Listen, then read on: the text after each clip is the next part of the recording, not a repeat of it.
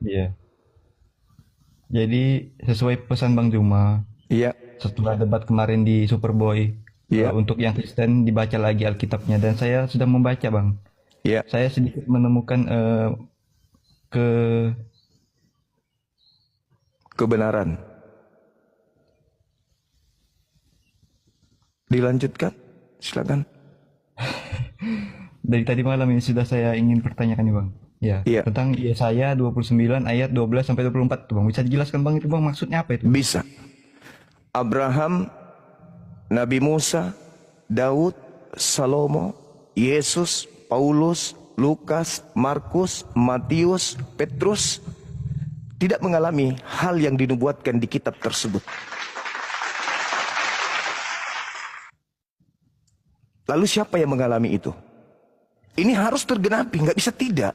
Kalau Anda percaya bahwa Yesaya 29 itu adalah firman Tuhan, maka orang cerdas akan berpikir tuh, harus menelan pil pahit ini.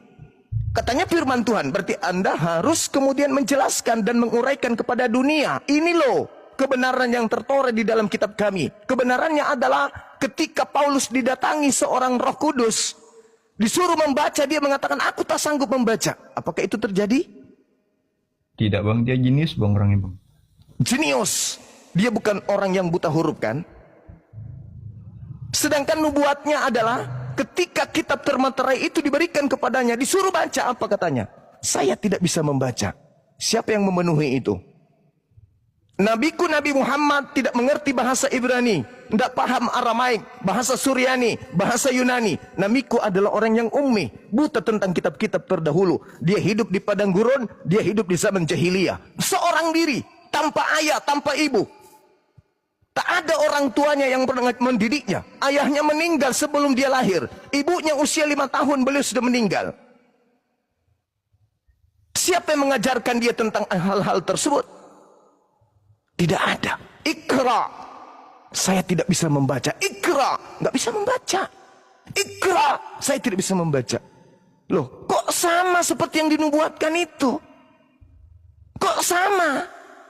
Atau jangan-jangan dari pihak Kristen yang membuat settingan ini? Al-Quran dulu datang, habis itu dia ceritakan, oh Nabi Muhammad tidak bisa membaca, kita buat yuk di kitab kita supaya cocok dengan Nabi Muhammad. Kan tidak, Bung. Kitab Yesaya itu 600 tahun sebelum Masehi sudah tertulis. Nabiku abad ke-7, 1300 tahun sudah tertoreh nubuatan itu, baru datang baginda Rasulullah Muhammad SAW. 1300 tahun bukan waktu yang singkat. Apabila kitab termaterai itu diberikan kepada seorang yang mampu membaca, dia mengatakan tidak bisa membaca. Yang tidak bisa membaca pun sama, aku tidak bisa membaca. Dan ingat di dalam Ulangan 18, apa katanya? Aku akan membangkitkan seorang nabi yang sama seperti Nabi Musa. Oke, Anda menolak, bukan Nabi Muhammad. Silakan saja. Silakan. Tapi Ulangan 34 nomor 10, apa katanya? Aku tidak akan membangkitkan seorang nabi dari Bani Israel yang sama seperti Musa.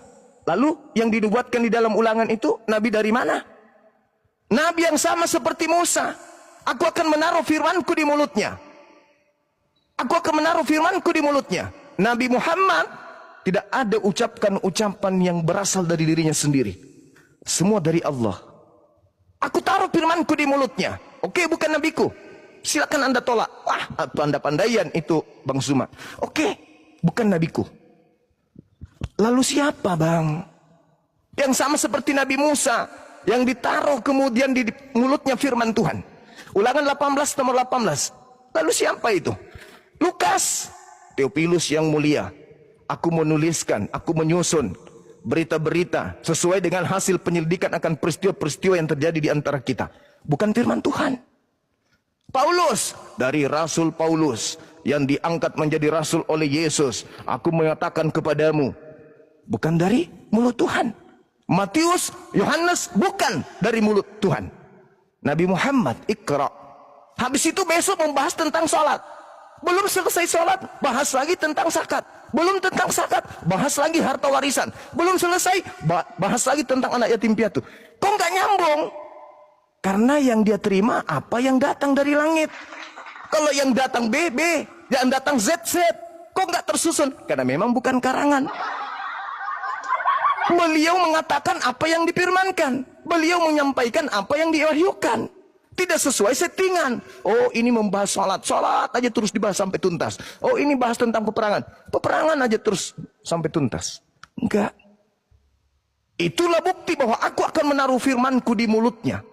Dan di dalam Kisah Para Rasul 3, Anda buka sekarang. Nomor 2223. Apa yang dikatakan di sana? Bukankah di dalam kitab Taurat Musa dikatakan bahwa Tuhan akan membangkitkan seorang nabi yang sama seperti Musa? Nah, nomor 23-nya coba Anda lihat. Dan akan terjadi. Akan terjadi, berarti harus terjadi. Apa yang akan terjadi? Siapapun yang tidak mendengarkan nabi itu akan dilenyapkan, akan dibasmi dari umat kita. Subhanallah. Ini Lukas yang menceritakan itu tentang hasil penyelidikannya. Makanya saya katakan Lukas sebagai penyelidik itu menuliskan karya ilmiah, bukan firman Tuhan dan juga bukan sabda Yesus, tetapi hasil penyelidikan apa yang diceritakan oleh saksi-saksi.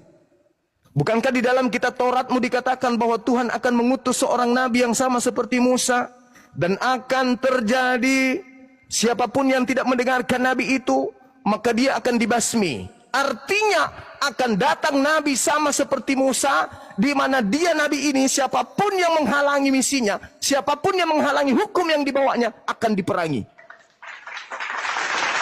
Apakah itu Yohanes? Gugur.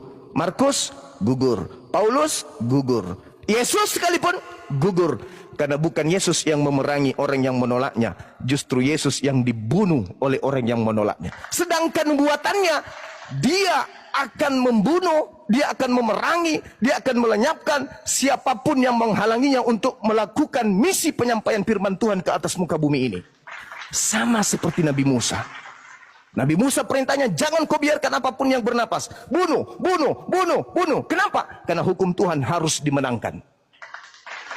Ulangan 33 nomor 2. Sekarang siapa yang berasal dari Faran, membawa pasukan 10.000 orang-orang bersunat untuk menghancurkan musuh di depan? Itu siapa? Yesus mustahil. Daud mustahil. Salomo mustahil. Markus mustahil. Apalagi Paulus. Lalu siapa? Baginda Rasulullah Muhammad SAW dalam kitab Sirah Nabawiyah, ketika dia menaklukkan kota Mekah, dari Madinah dia membawa 10.000 pasukan orang bersunat. Lumpuh Mekah, dikenal dengan sejarah Fathul Mekah. Jadi yang menggenapi kitab-kitab tersebut tentang ini siapa? Itu dulu. Kembali kepada pertanyaan Saudara Redo. Apabila kitab itu diberikan, maka orang itu akan berkata, aku tidak bisa membaca. Ayo, kira-kira siapa oknum ini? Saya nggak mau mengatakan nabiku Nabi Muhammad. Tapi silakan Anda cari. Mungkin nanti 2000 tahun lagi akan datang Nabi. Kalau Anda menolak Nabi Muhammad, silakan Anda cari Nabi yang lain. Ingat di penghujung ayat-ayat itu, Saudara Reno, dia menggantikan Tuhan dengan yang bukan Tuhan. Apakah mungkin tukang periuk menjadi periuk? Apakah mungkin Tuhan menjadi ciptaan? Itu yang disinggung pada data-data berikutnya. Coba Anda baca. Ada kan? Iya bang, ada bang. Subhanallah.